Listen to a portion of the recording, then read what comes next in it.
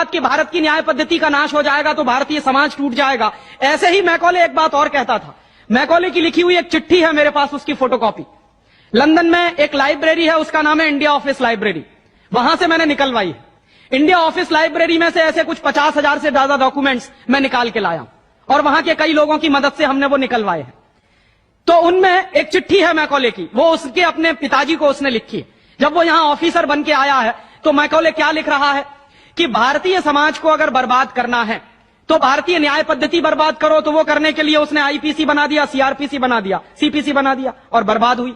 दूसरी बात वो कहता था कि भारतीय समाज को बर्बाद करना है तो भारतीय शिक्षण पद्धति का नाश करो।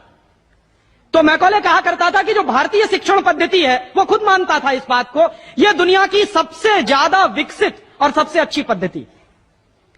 क्या होता था, यहां गुरुकुल चलते थे, गुरुकुलों में विद्यार्थी पढ़ते थे और विद्यार्थी 20 साल तक 25 साल तक ब्रह्मचर्य का पालन करते हुए शिक्षा ग्रहण करते थे, संस्कार मिलते थे और वो संस्कार लेकर समाज में जाते थे।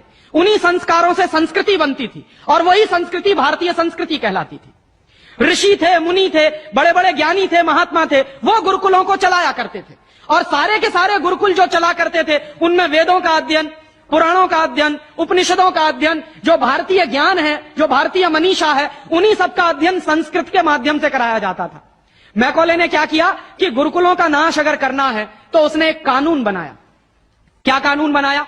संस्कृत में जितने विद्यालय इस देश में चलते थे हिंदुस्तान में अंग्रेजों के जमाने में, उन सबको उसने इल्लीगल घोषित किया, गैर कानूनी।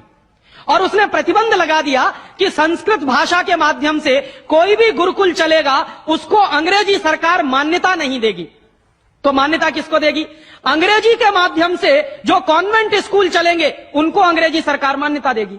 और उसके लिए बाकायदा उसने कानून बनाया। उस कानून का नाम है इंडियन एजुकेशन एक्ट। और यह इंडियन एजुकेशन एक्ट लागू हुआ 1858 में, आज से लगभग 140 साल पहले। तो 140 साल पहले जो कानून लागू हुआ था अंग्रेजों के जमाने में, वही कानून आज भी चल रहा है। उस कानून के आधार पर मैकॉले ने क्या किया? संस्कृत के माध्यम से चलने वाले गुरुकुलों को बर्बाद कर दिया, कानून बना के उनको बंद करा दिया।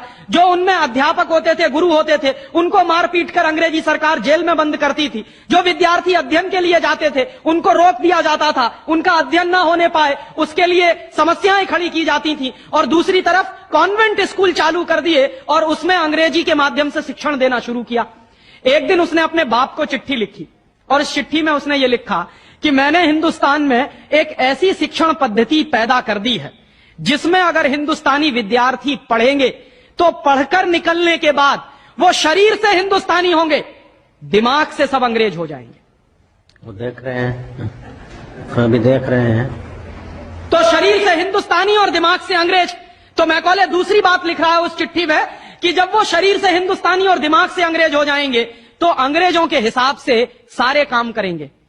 और वो विद्यार्थी जब कॉन्वेंट स्कूल में से निकलेंगे तो सबसे ज्यादा गालियां भारतीय संस्कृति को देंगे, सबसे ज्यादा गालियां अपने मां बाप को देंगे।